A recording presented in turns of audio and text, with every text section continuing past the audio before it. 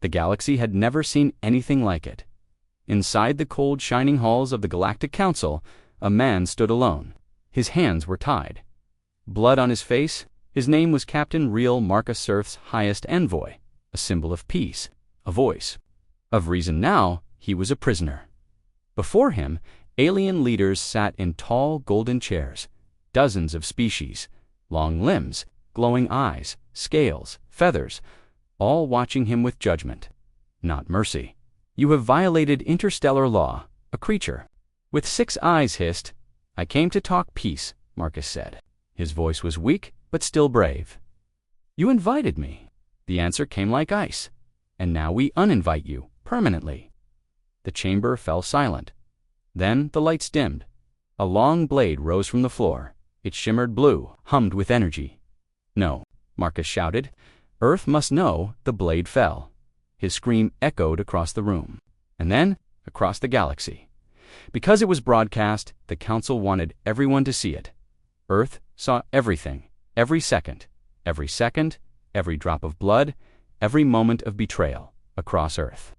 Silence fell like Ashtod. Children cried in classrooms. Families stared at screens. Soldiers clenched fists. And in the White Dome, deep in the heart of New Washington, President Thalia Monroe watched without blinking.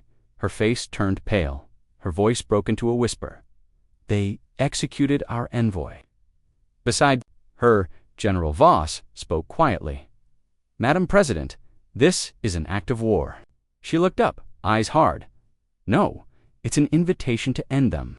The Galactic Council expected outrage, protests, angry words, but Earth said nothing.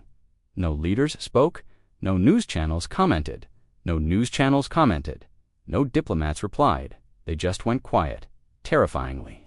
Quiet. Ships stopped moving. Satellites stopped transmitting. The stars around Earth dimmed, one by one, like lights being turned off, and the Council grew nervous on Earth. Silence was not weakness, it was preparation. Inside underground bunkers, engineers worked day and night. Massive machines were being built. Dark ships with no names. Weapons no alien had ever seen before. The project was called Black Echo Dot. It had one goal: erase the enemy before they blinked. In a hidden lab beneath the Rocky Mountains, a scientist named Dr. Lin stood in front of a pulsing core. "We're rewriting physics," she said. "They won't even know how they died." General Voss nodded. Double quotes. "Good, we're not just going to fight a war. We're going to write the last chapter." Meanwhile, in the shadows of space, Earth's oldest AI codenamed Obelisk awoke from sleep. For 20 years, it had studied every alien language, weakness, and pattern. Now it whispered a plan. Operation Nemesis Online. Targeting priority. High command systems, planetary infrastructure, interstellar comms. "Start simulations," Voss ordered. Obelisk replied, "Simulations already complete. Victory odds, 94.7%. Then let's begin hell." President Monroe sat alone in the war room. The image of Marcus dying still burned in her mind. He had been her friend, a man of peace. He believed in unity, but peace had been murdered in front of her. She pressed a button. A small red light blinked all defense systems into blackout. "We vanish until we're ready," a voice replied, confirmed. Earth is now in ghost state. The Council sent messages, first polite, then demanding, then fearful. But Earth answered none of them, until one day, a signal arrived, not a message, just a picture, a single frame from Marcus's execution. Under it, one line of text, "You will answer for this?" Panic spread across the stars. Some races believed Earth was finished, others began to prepare for defense, but no one truly understood what Earth had become. 2 weeks later, a galactic patrol ship drifted near Pluto. It sent a routine scan toward Earth. Seconds later, it vanished. No explosion, no signal, just gone. Its last words recorded, picking up unknown energy weight. What is that? Static. Then silence. The ship was never found. The Council tried to hide it, but whispers spread. The humans had done something terrible, in a council chamber. Panic rose. They're testing weapons. They're coming for us. They wouldn't dare. A small lizard-like alien looked up. "You don't understand humans. You kill one of them, they remember. President Monroe stood before her military command. "Let me be clear," she said. "We're not seeking war. We're delivering justice." A young officer raised his hand. "What's the limit, ma'am?" She stared coldly. "There is none." That night, Earth went completely dark. Even the moon shut down. Transmissions. Alien astronomers watched in fear. Something was moving beneath the surface of the planet. Something massive, something angry across the stars. The phrase began to spread. They called it the silence of Earth, a terrifying calm before the storm. And deep inside that silence, Earth was sharpening its blade. Inside a hangar the size of a city, General Voss watched as the first ship of the Oblivion class was activated, dark, silent, invisible to radar, capable of destroying a planet from orbit. Its name, Vengeance 1, and on its hull, etched in steel, for Marcus. Back in the council, an emergency meeting was called. We must prepare defenses. We must send peace. We must. But it was already too late, because Earth had already decided. The galaxy thought humans would break. They didn't. They evolved. They adapted. And now they would answer the council's crime. With silence, with fury. The galaxy was used to chaos. But this silence was different. It was deep, heavy, like the quiet that comes before a storm so big it can wipe out cities, and it was coming from one place, Earth. 3 weeks had passed since the execution of Captain Real Marcus. 3 weeks since Earth vanished. No COMMs. No signals, no ships, no response. At the edge of the Orion trade route, 2 merchant vessels passed each other. "Any word from Earth?" asked the first pilot. "Nothing," replied the second. "They're gone. Just gone. I don't like this." "Me neither. That planet was loud, always talking, always trading. Now they're ghosts." Inside the council's central station, panic lived behind closed doors. Chancellor Urok, a tall alien with metallic skin, faced the council.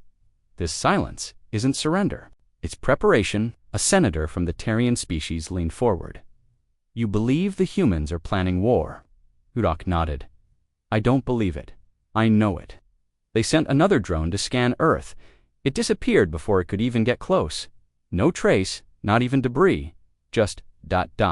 vanished into nothing, in a dark chamber on the Council's warship Helios Prime. Commander Toth reviewed the footage. The drone's signal cut out just as it neared Earth's orbit, then static, then silence. "Activate gravitational scans," Toth ordered. His officers obeyed. A moment later, one spoke, voice trembling. "Sir, ... readings don't make sense. Earth's mass has shifted." "What does that mean?" "It means they've moved something. Something massive, underground." Toth whispered. "They're digging in."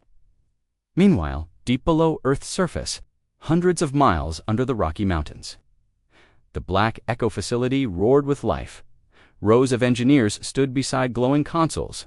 Screens displayed maps of council territories. In the center of it all stood President Thalia Monroe. "This is no longer defense," she said. "This is deterrence." General Voss nodded. "They think we're broken. They'll see our real face soon," she replied. A voice echoed across the room. It was Obelisk, the AI, now controlling most of Earth's strategic systems. Satellite. Camouflage complete. Earth now appears as an empty system. No signs of life. Dr. Lin raised her eyebrows. "Even the stars around us, they're flickering unnaturally. It's like we've hidden Earth inside a black bubble." "Correct," Obelisk confirmed. "To the galaxy, we are dead." Monroe turned to her team. "Then let them believe that." In orbit around Saturn, the first wave of Oblivion-class ships had finished construction. They were invisible to radar. Invisible to light, armed with weapons the galaxy had never imagined. One of the engineers whispered to himself as he looked at the black ship. "It doesn't look like a ship. It looks like a warning." A small alien vessel approached the edge of the solar system, trying to pass by Earth unnoticed. It never got the chance. An unseen pulse disabled the engines. Another disabled life support. A voice entered the pilot's mind through an unknown frequency. "Go back." That ship drifted for 3 days before it was recovered. The pilot was still alive, but barely speaking. His final report, I saw nothing. But I felt everything. They're watching us. Back in the council chamber, arguments grew louder. This is Earth's fault. No, it was your decision to execute their envoy. We must strike first before they do. We must beg for peace. No one could agree, but one truth remained. Fear had arrived, and it wore a human face in a quiet corner of the galaxy. The small Municelian went dark. No power, no communications. All 12,000 alien citizens vanished. No survivors, no signs of a battle. Only one message burned into the side of their largest building. 4 words, one life for Marcus. President Monroe read the report. She showed no emotion. Behind her, General Voss spoke quietly. Are we going too far? She didn't answer. Instead, she asked Obelisk a question. How many targets left on the list? Obelisk replied, 74. Priority targets, 36 already compromised. 17 awaiting deployment. Continue, Monroe said, but not total destruction. Not yet. Earth was not wiping out planets. It was making examples, and those examples were terrifying. Each one carefully. CHOSENA. Planet where the vote to execute Marcus had passed a moon, where Council forces had trained to invade Earth, a station that held human prisoners, each one erased quietly, perfectly, without a single broadcast. Dr. Lin looked at the new reactor core they were testing. It glowed blue-white. It was unstable, too powerful for any known ship. You're not building weapons, she said to the lead engineer. You're building extinction machines. He didn't argue. In a council meeting, Chancellor Urok spoke again. We thought Earth would fight like us. They don't. They think in decades, not days. They don't shout before a battle. They whisper. And right now, their silence is louder than any war cry. Across the galaxy, fear started turning to dread. Markets crashed. Borders closed. Allies abandoned the council. Races who once mocked humans now hid behind walls. Old enemies sent peace requests, and pirates stopped operating near human space because everyone feared what Earth was building behind the silence. Inside Earth's deepest vault, Obelisk showed Monroe a new image. It was a prototype, a planet killer. Not yet, Monroe said. But have it ready for who? Asked Voss, Boss Monroe looked at the hologram of the council chamber.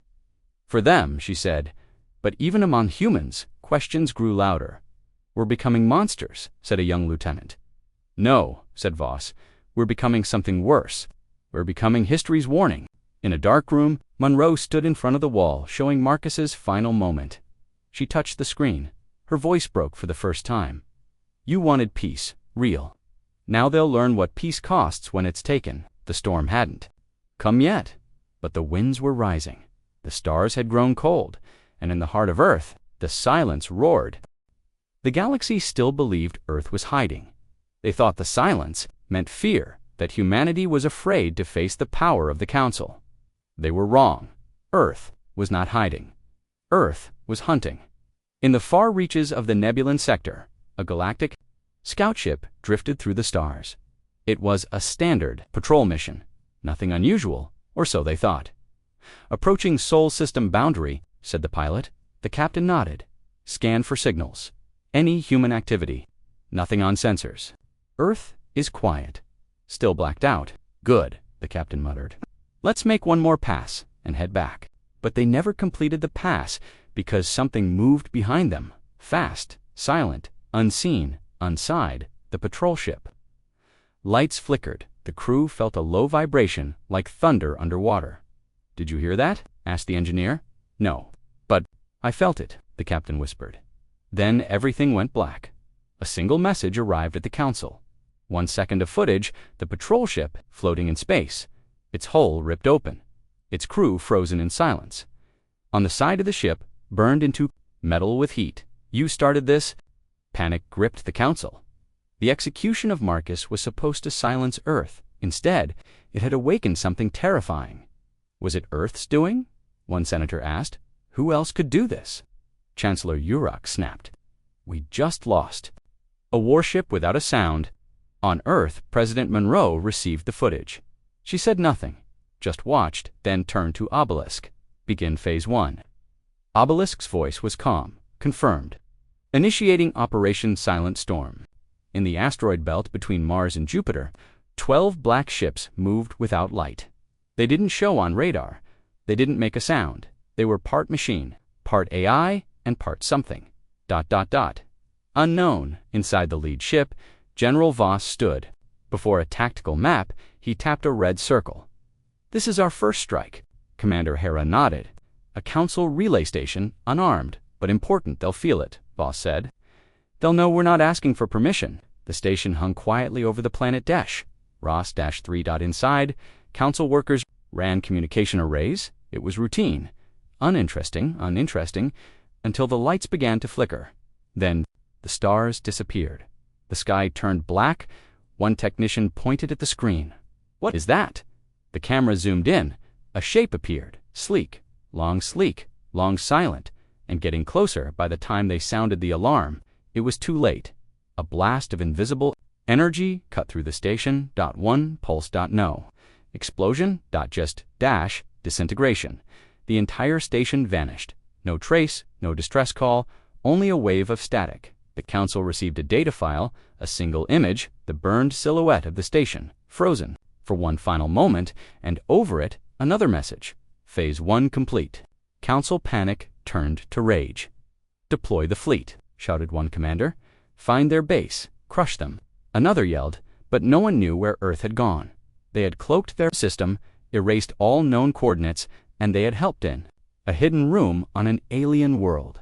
A tall figure stood before a transmission screen. She was not human. Her skin was blue, her eyes silver. Her name was Jora. She was once a council officer. Now she was a traitor to them. "Not to truth. Send the data," she whispered.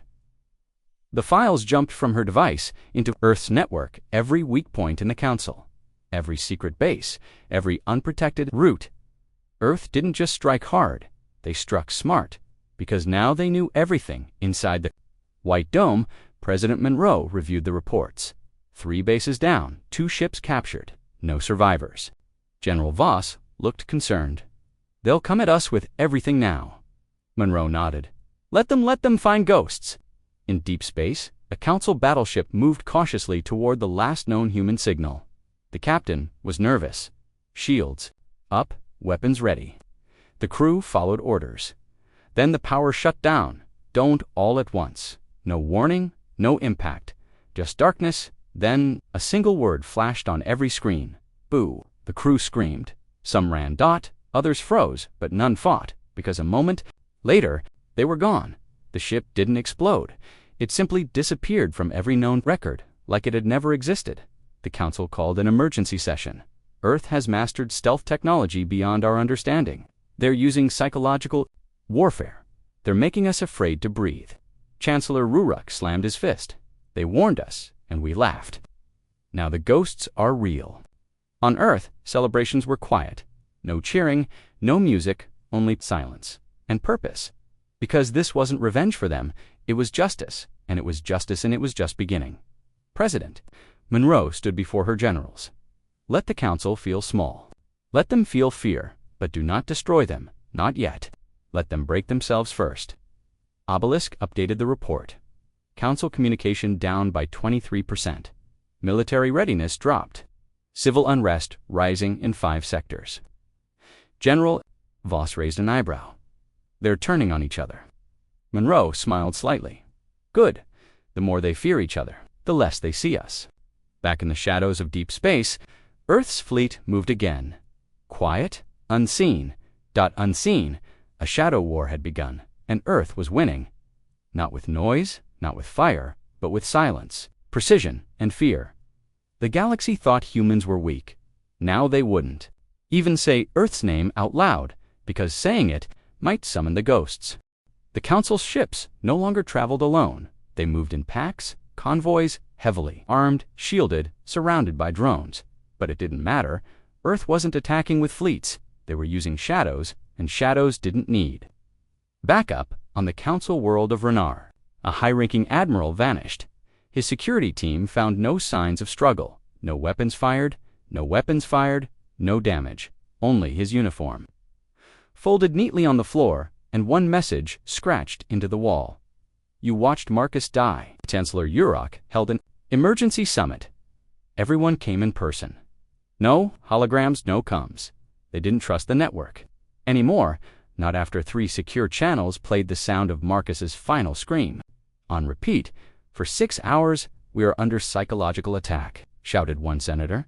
They're not killing us, they're unmaking us, yelled another. But no one could explain how or where the attacks came from, because they came from nowhere and everywhere in Earth's moon base. Admiral Rahim stood inside a black command center. He watched a map of the galaxy slowly change color. Blue meant Council control. Red meant human disruption. Half the stars had turned red dot, and not a single Earth ship had been caught. This is Ghost Protocol, Rahim said. No one responded. They just listened, because Rahim had once served the Council as a peacekeeper. Now, he commanded Earth's most secret fleet, and he knew how they thought. The galaxy believes in power they can see, Rahim said. We believe in power they'll never find. Behind him, a screen flashed footage from the last operation. No sound, just shadows moving through a Council base.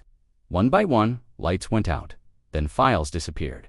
Then the base itself was left empty. No death, no noise, just gone. Back on Council. World Tavala, an officer named Revix, checked the latest reports. 5 relay towers offline. 3 outposts gone. Every camera showed nothing, only darkness, and one frame of a black flag with red letters. We do not forget. Revix dropped the tablet. He turned to his superior, shaking. I think they're not attacking us. What do you mean? His commander asked. I think they're studying us, taking notes, preparing something worse. Inside Earth's core, Command Obelisk confirmed what Rahim already feared. The Council has begun to form alliances with Outer Rim species. The AI said they are building a coalition. They believe brute force can stop ghosts. Rahim turned to President Monroe on the secure channel. Let them gather, he said. More targets in one place, she replied. But Earth wasn't just targeting ships and stations. They were targeting minds. In the dead of night, on a Council training moon. Hundreds of soldiers woke screaming. Each had the same nightmare. Marcus standing in front of them, eyes burning, saying one sentence, "They let me die. Now you must watch them fall." Doctors couldn't explain it. No drugs, no viruses, just fear. Delivered like a whisper into their dreams. How are they doing this? The Council demanded, but the answer was simple. Obelisk had learned to hack the neural links of alien species.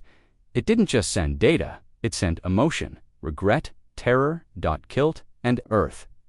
Made sure the galaxy felt all of it. Dr. Lin watched the test results with awe. This isn't war, it's psychological collapse. General Voss nodded. Exactly, you can't shoot what's already inside your head. The Council tried to retaliate. They launched fleets into empty space, sent drones to search asteroid fields, they even bombed Earth's last known outpost. But there was nothing there, only a recorder. It played one sentence in Marcus's voice. You killed peace. Now feel what peace held back. A commander punched the screen. This is madness. But that was the problem. It WASN. Single quotes, it was surgical, brilliant, cold, and working inside Earth's war room. President Monroe studied a blinking map. 10 more leaders taken, Obelisk reported. 30 more systems destabilized. Rumors of rebellion growing within Council space. Monroe didn't smile. She simply whispered, good.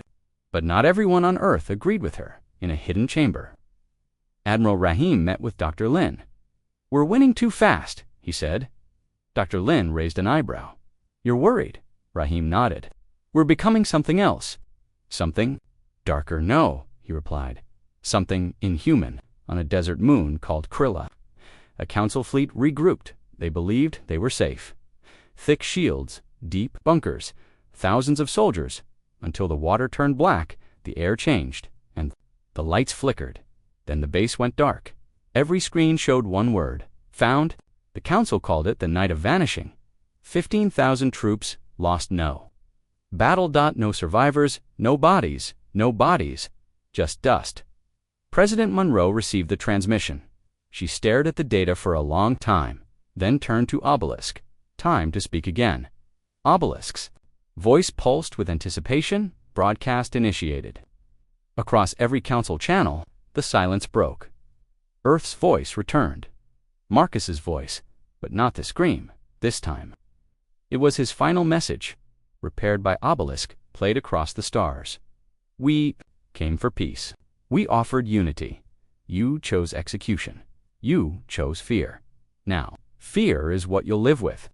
Every screen then went dark, except for one, the symbol of Earth, burning, alive, unforgiving, unforgiving. The council tried to spin it, tried to rally their people, but it was too late, because the war wasn't just outside, it was inside now. Inside their dreams, their cities, their minds, their stories. Children whispered stories of silent ships, of eyes that watched from shadows, of voices that came in dreams, and of Earth-a-world that vanished, but never truly left. The Ghost Protocol was not just a tactic, it was a legend, a warning, a promise, that Earth was still watching, still waiting, and still judging. The council believed the worst was over. They gave Earth the names, the executioners, the guilty. They watched them vanish in silence. They called it closure. But Earth never said it was done. They only said, this chapter is closed.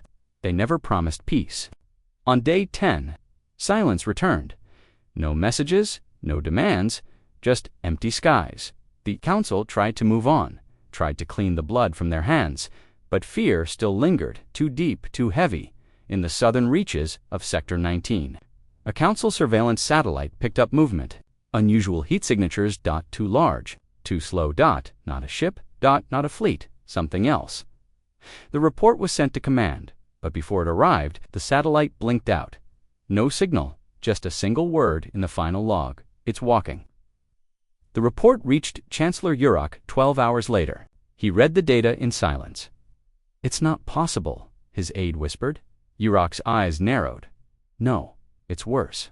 Back on Earth, in the frozen lands of Antarctica, the ice trembled. A crack split the glacier apart. Then another, then something rose from beneath. Something metal. Massive. Alive. Inside the hidden hangar known as Abyss 9. Admiral Rahim stood with General Voss. They watched the awakening of Earth's oldest secret, the Titan-class MECHS, walking weapons of mass destruction. Each one a city-sized machine. Each one named after a fallen human. The lead, Titan, opened its eyes. To burning red slits, its body stood 80 meters tall, covered in black armor. Rocket bays on its shoulders, rail cannons on its back, legs like skyscrapers. This one is called Marcus, Rahim said. Voss stared in awe. We were never supposed to use them, Rahim nodded, double quotes, until they forced our hand. Inside the cockpit of Marcus, Commander Hera prepared for launch. She strapped in, ran checks, and whispered, let's remind them who they killed. The Titan responded. Engines roared. Ice cracked, metal groaned, and the Titan walked at Earth's lunar base. President Monroe watched from a high screen. Obelisk's voice spoke beside her. Titans Marcus, Dante, and Valkyrie are ready. Launch sequence. Monroe didn't blink. Let them wake the stars. From Earth's surface, 3 beams of light shot upward. The Titans left the planet silently, but the stars noticed, so did the Council. Hours later, on the desert world of Reskar Prime, sirens began to scream. The ground shook. People ran. Soldiers took position. They aimed their weapons toward the sky. And then it landed. Marcus crashed into the sands like a god descending from the heavens. Dust exploded. Mountains split. The air caught fire. Then came the sound, a deep, mechanical growl. Not from a speaker, from the Titan itself. It had a voice from inside. Hera sent one message to the Council garrison. We gave you silence. You asked for thunder. The soldiers opened fire. Lasers, missiles, railguns. Marcus didn't move. The shots bounced off its armor like raindrops. Then its arm rose. One swipe. And half the base turned to molten ash. Back on Earth. Obelisk counted the operation time. Reskar Prime Base neutralized in 93 seconds. President Monroe looked to the stars. They thought we had shown them everything. Rahim stepped in. We haven't even opened the box. In the council chamber, reports arrived too late. Live feeds flickered, then died. Thousands of soldiers gone. A world once loyal to the council, now shook with fear and in the sand. The Titan stood silent, watching waiting on 4 other planets. Similar events unfolded. Valkyrie landed on an ocean world, her steps created tsunamis. Dante dropped on a volcanic moon, he split the crust with his fists. The Titans didn't conquer, they didn't destroy cities.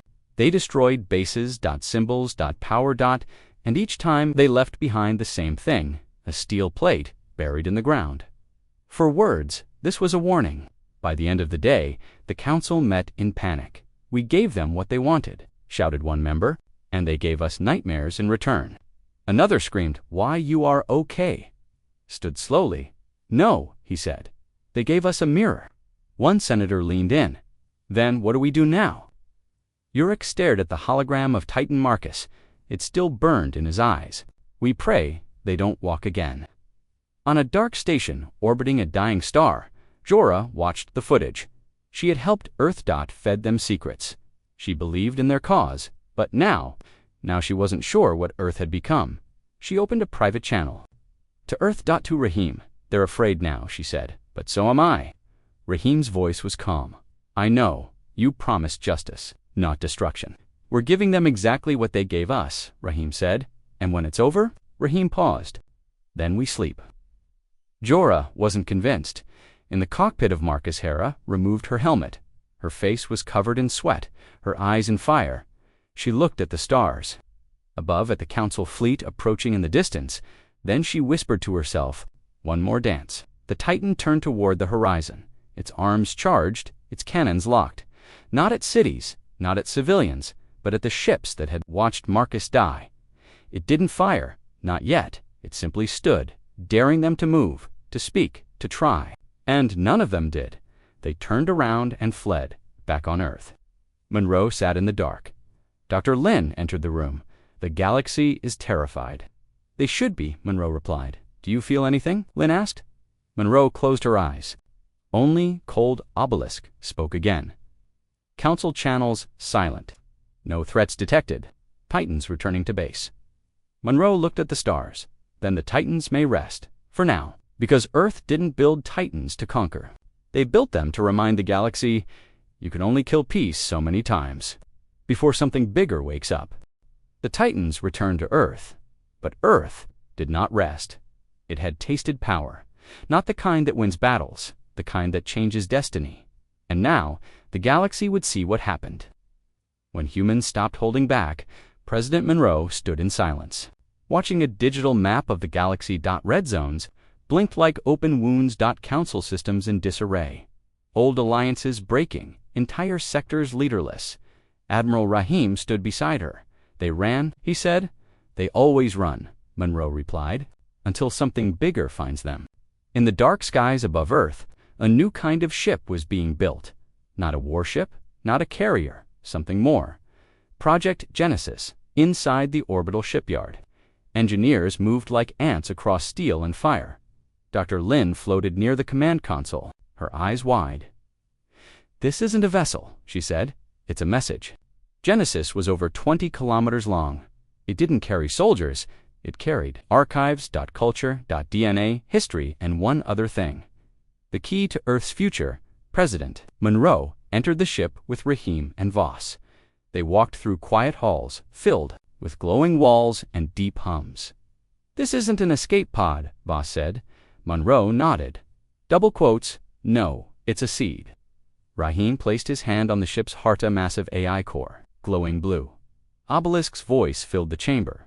"This ship will not fire weapons. It will not wage war, but it will outlive everything." Genesis was Earth's way of saying, if we fall, we rise again. If we're erased, we rewrite ourselves. The council received the transmission 12 hours later.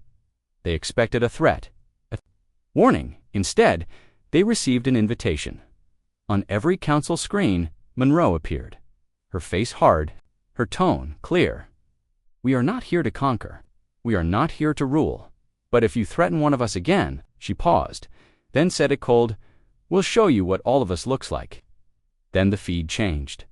Thousands of images flashed, not of weapons, but of people, doctors healing, mothers holding babies, soldiers crying over graves, Marcus smiling on Earth, and then fire, flashes of human wars, nuclear craters, flooded cities, dead stars, and a voice. We came through this. We came through everything, and we're still here. The message ended. No demands, no orders, just one final line. Do not mistake silence for surrender again. Inside the council chamber, arguments exploded. This is a declaration of dominance. No, it's worse. It's proof they can't be stopped. They're building arcs now. Chancellor Yurok didn't speak. He simply stared at the image of Genesis. The seed of humanity, he whispered. They don't plan to win. They plan to outlast. Across council worlds, fear turned to something else. Curiosity, a young alien. Boy in the outer systems watched the message replay with his father. Are they monsters? The boy asked. The father shook his head. No, son, they're survivors. On Earth, Monroe met with Jorah on a secure frequency. You asked for peace, Jorah said. But you built a god machine. Monroe looked tired. We asked for respect, but we were forced to roar. In the cold black void beyond Pluto, a hidden test began. Obelisk activated protocol. Umbra, hundreds of stealth drones swarmed through. Council space not to attack, but to listen, to learn, to evolve inside a secret chamber. Dr. Lin showed Rahim something new. Not a weapon, not even tech, a human. Child-modified enhanced vision. Adaptive cells, a new generation, built not for war but survival. You're making posthumans, Rahim said. Lin nodded. The council isn't. The only threat? Rahim stared at the child through the glass. She looks calm. She won't be if they come back.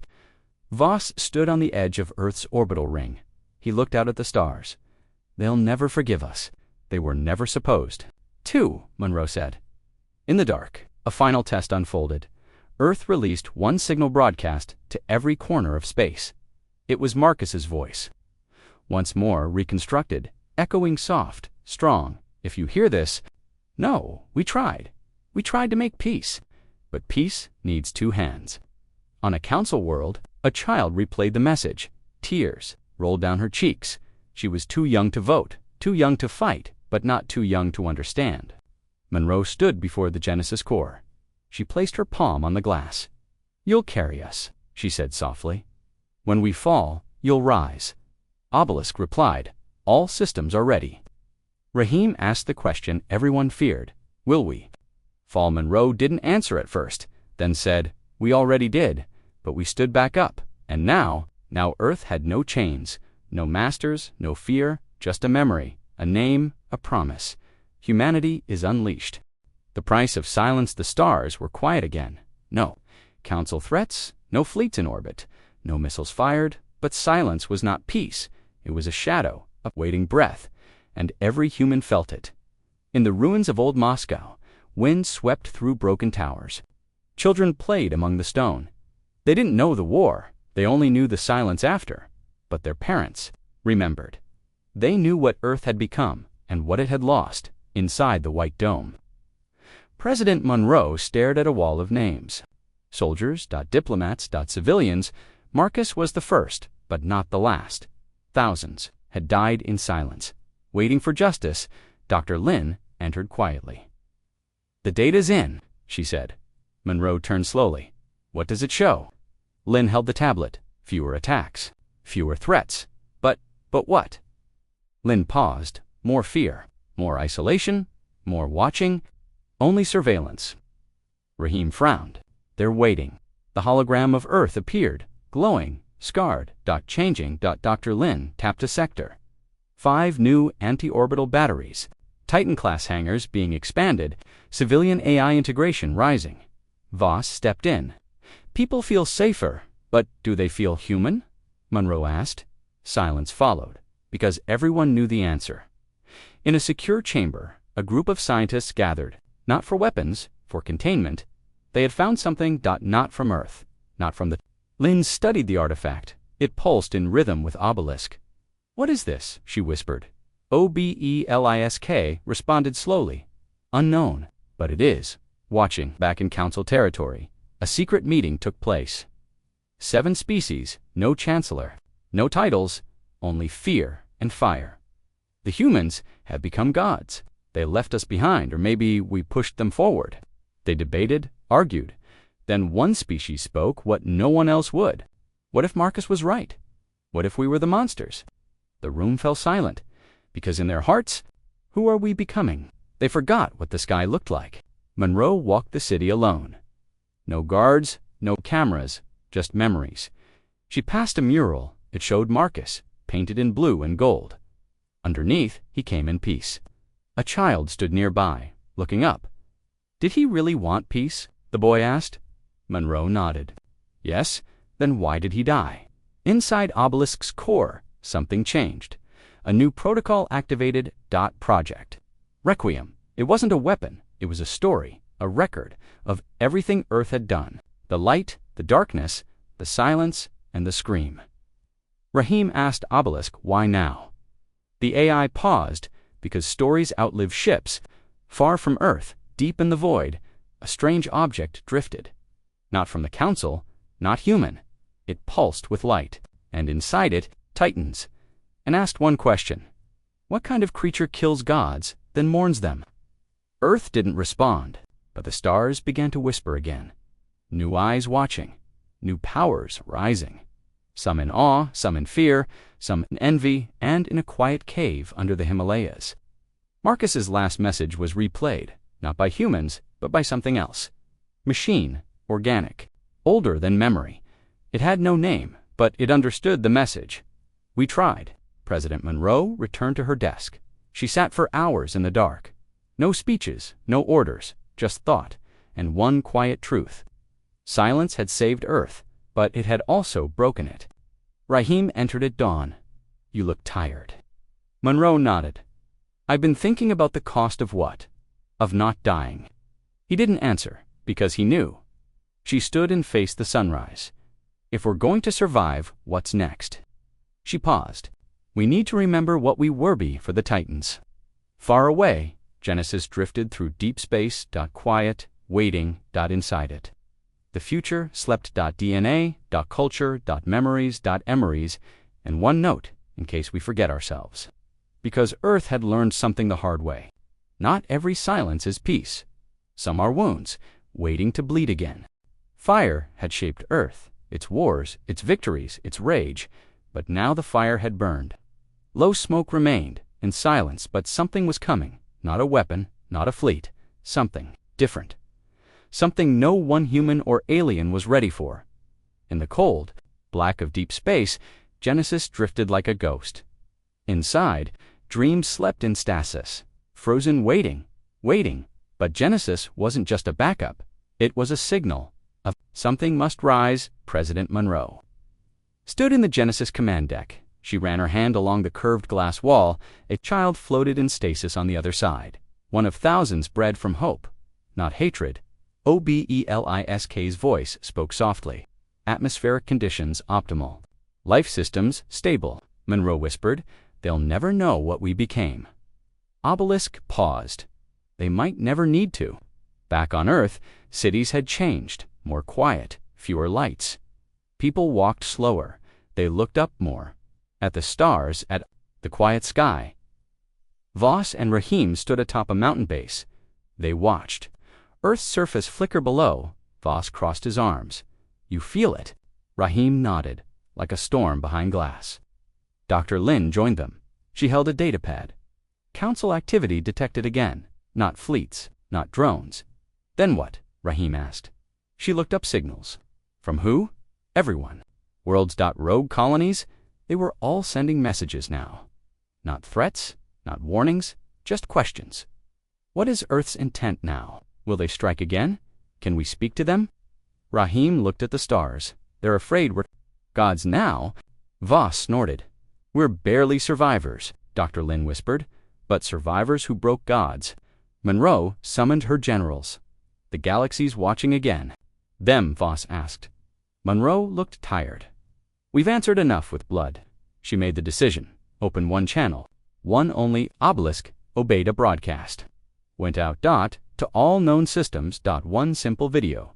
No music, no voice, just Earth. Images of it turning. Breathing, healing, then a single message, white letters, on black. Screen. We are not your enemies, but We will never be your victims again. Across the galaxy, reactions were divided. Some cheered, some wept, some whispered warnings, others prepared their fleets. But Earth didn't send more threats. It sent stories, files from Genesis, art, music, poetry, the sound of rain, the laughter of children, Marcus's last full speech. On a distant council planet, a girl listened to the rain. Her mother had told her humans were monsters, but this wasn't a monster, it was memory, and it was beautiful, in a hidden research station. A rogue scientist decoded Earth's latest signal. It wasn't tech, it wasn't AI, it was DNA.unfiltered.open-source. Humanity's single quotes is entire biological code shared. Freely, a message attached read, "If we fall, let us grow somewhere else. Let the fire become a garden." Jorah sat in silence. She played the message again. She had betrayed the council to help Earth, but now she wasn't sure what Earth had become. "Are you building empires?" she asked through the secure line. "President?" Monroe replied, "No." "Then what is Genesis really for?" Monroe's voice was quiet. "For forgiveness." Not everyone believed it. In the edges of the galaxy, a species stirred. One long thought extinct. The VELARI, tall, silver, silent. With silence, they didn't contact Earth, they didn't threaten. They just watched and waited, because fire always left something behind. On Earth, Obelisk picked up the silent signature of Valari probes. Rahim tensed. "They're not council." "No," Monroe said. "They're older," Dr. Lin whispered. "They survived something like us, didn't they?" Obelisk responded. "Possibly. Or they caused it." Voss slammed the table. "We just got the galaxy to back off. And now this." Monroe raised her hand. "No weapons. No fear. We don't strike this time." Obelisk initiated protocol candle. It was a message without language, a pulse of warmth, color, story. The Valari received it, and for the first time in 10,000 years, they answered. A single phrase, "We have seen your scars. We remember ours." President Monroe stood alone in her quarters. She watched Earth rotate, then spoke not to anyone but to the stars. "We built titans. We erased armies. We survived betrayal. But who do we become now?" "Silence," then Obelisk whispered. "Whatever comes after fire, because fire destroys. But it also creates ash, and ash is where seeds grow, in the final room of Genesis. A flower bloomed in artificial sunlight, first of its kind, the last of something old, the beginning of something. All confused, afraid. Some wanted revenge, some wanted peace, but none could look away because Earth had stopped roaring and started planting. The galaxy held its breath. Earth had spoken through war, through titans, through fire, and then it went silent, not out of fear, but by choice. No threats, no warnings, no demands, just stillness and the stars. Noticed because for the first time in known history of humanity wasn't fighting, it was remembering. Genesis drifted far beyond Pluto now. No engines fired, no course correction.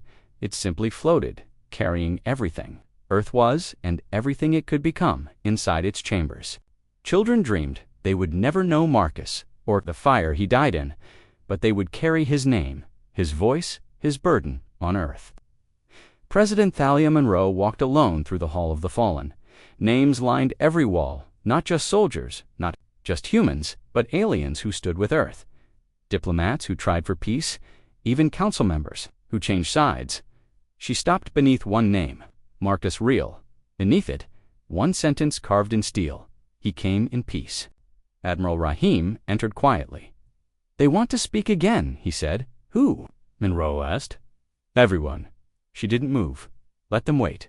Obelisk's voice hummed in the air. "Council has sent a formal message, requesting a meeting. No demands, no preconditions." Monroe sat on a cold bench. "Did they ask why we're silent?" "Yes," she smiled softly. "Then we've finally won. Because silence wasn't surrender anymore. It was power, controlled wisdom. The kind of strength that comes after fire has burned everything away on the council world of Vorex. Leaders met not to scheme, not to prepare attacks, but to discuss something. Strange. The idea of apology, of rebuilding, of learning from those they once feared. In the far reaches of deep space, the Valari sent one more message. It appeared as light over Earth's oceans, a soft glow seen by millions. No translation, just feeling, Dr. Lin confirmed it with awe. They're offering a pact.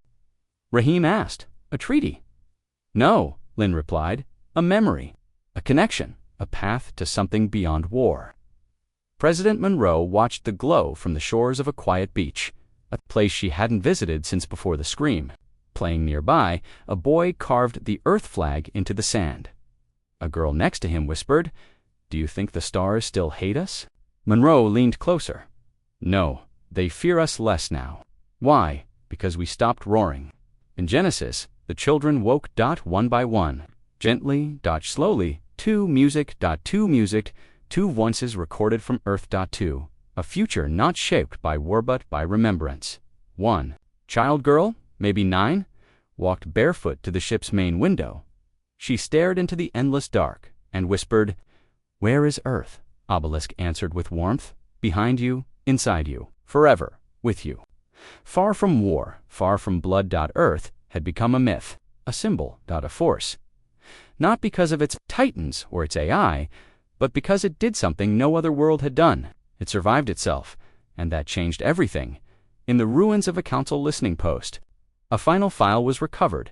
It had no encryption, no virus, just a single audio recording. Marcus at voice.clean.com/resurrected by Obelisk.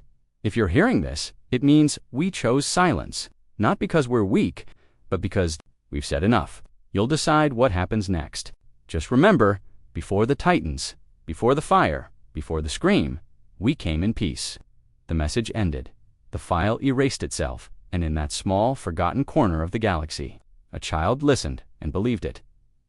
Earth stopped building weapons, and started building gardens.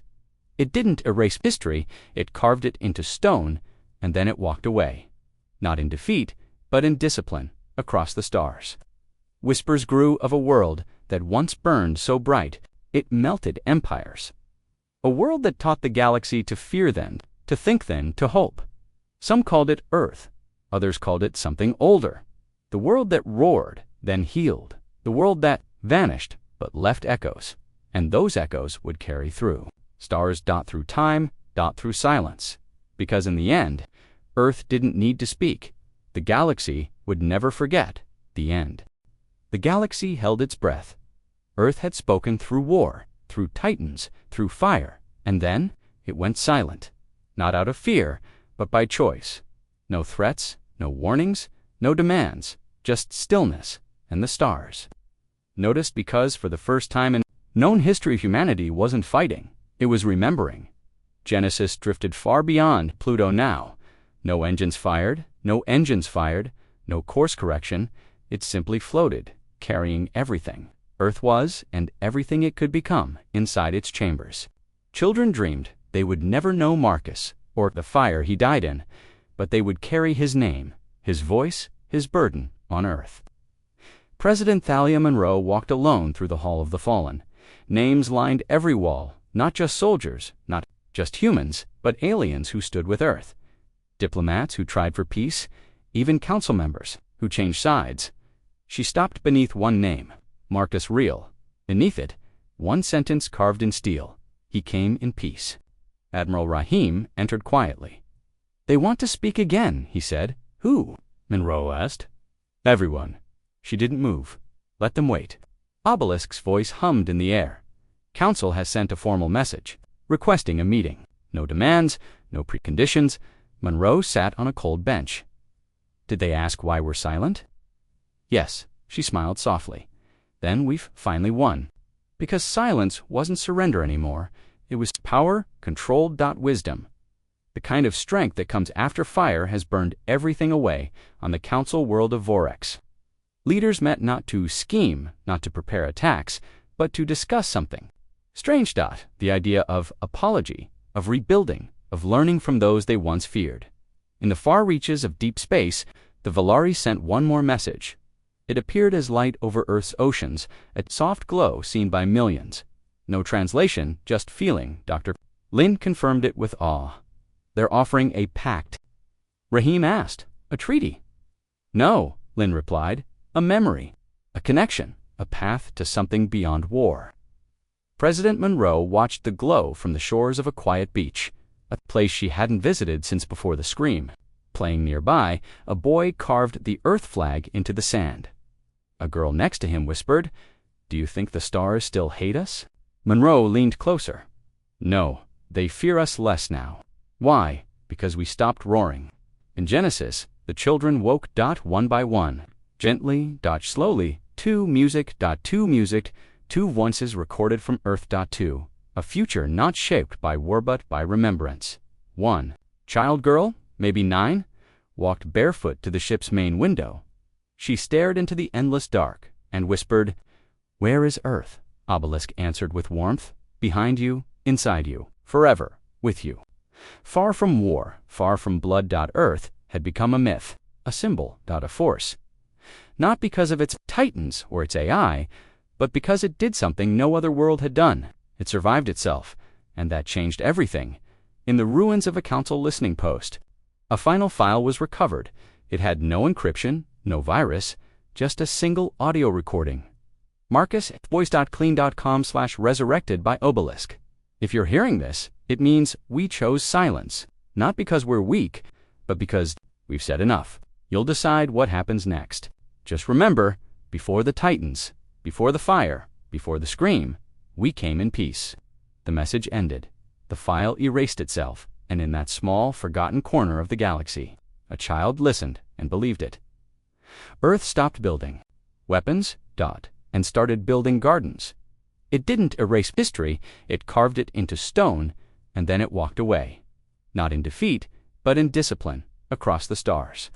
Whispers grew of a world that once burned so bright, it melted empires.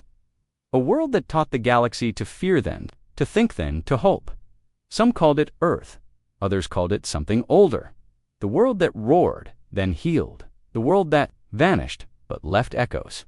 And those echoes would carry through. Stars through time, through silence. Because in the end, Earth didn't need to speak. The galaxy would never forget the end.